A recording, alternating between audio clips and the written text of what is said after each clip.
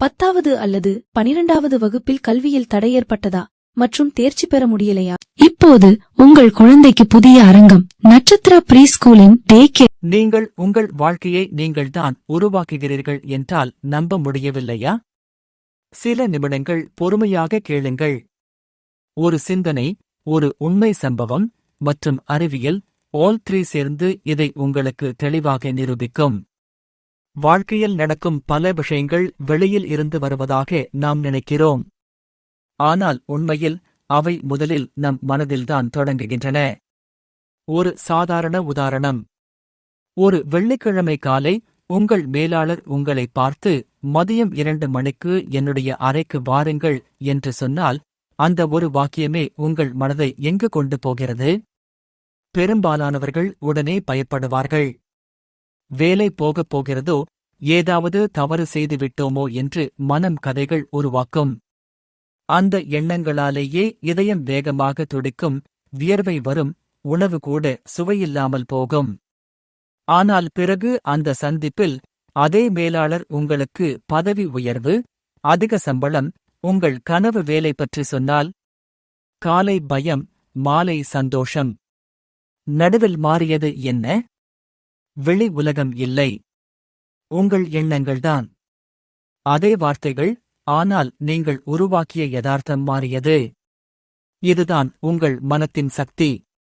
இதேபோல ஒரு உண்மை சம்பவம். ஒரு வீட்டின் படங்களை பார்த்தவுடன் இதுதான் என் வீடு என்று ஒருவர் நம்புகிறார். அங்கே வாழ்வதை கற்பனை செய்கிறார், நண்பர்களிடம் பகிர்கிறார், மனதில் உறுதி ஏற்படுகிறது. பிறகு தாமதிக்காமல் உடனே நடவடிக்கை எடுக்கிறார். சரியான நேரத்தில் முடிவு எடுப்பதால் போட்டியில்லாமல் அந்த வீடு அவருக்கே கிடைக்கிறது. அவர் எதையும் மந்திரத்தால் பெறவில்லை. ஆனால் அவரது நம்பிக்கை, கவனம் மற்றும் செயல்பாடு ஆல் அலைன்ட். அதுதான் யதார்த்தத்தை உருவாக்கும் முறை. அறிவியலும் இதை உறுதி செய்கிறது. பிளேசிபோ விளைவு பற்றி கேள்விப்பட்டிருப்பீர்கள். சர்க்கரை மாத்திரையை மருந்து என்று நம்பி எடுத்தவர்கள் கூட குணமடைந்திருக்கிறார்கள். காரணம் அந்த மாத்திரை இல்லை, நம்பிக்கை. மனம் உடலை மாற்றும் சக்தி கொண்டது. இதிலிருந்து ஒரு விஷயம் தெளிவாகிறது. நம்பிக்கை ஒரு கருத்தல்ல, அது ஒரு சக்தி. நீங்கள் நாளை மாறாது என்று நினைத்தால் அதே இன்றைய வாழ்க்கையை நாளையும் உருவாக்குகிறீர்கள். வேலைக்கு விண்ணப்பிக்கவில்லை என்றால் நான் தகுதியில்லை என்ற எண்ணம் காரணம். வெளியே செல்லவில்லை என்றால் பயம் காரணம். அந்த பயத்தையும் அந்த தோல்வியையும் நீங்கள்தான் உருவாக்குகிறீர்கள்.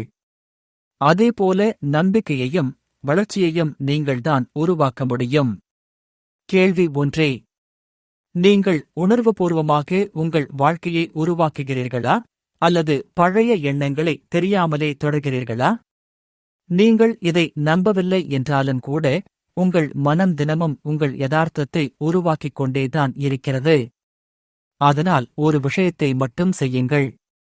தினமும் சிறிது நேரம் அமைதியாக இருங்கள். உங்கள் எண்ணங்களை கவனியுங்கள். ஏனென்றால் இன்று உங்கள் மனதில் ஓடும் எண்ணங்களே நாளை உங்கள் வாழ்க்கையாக மாறப்போகின்றன.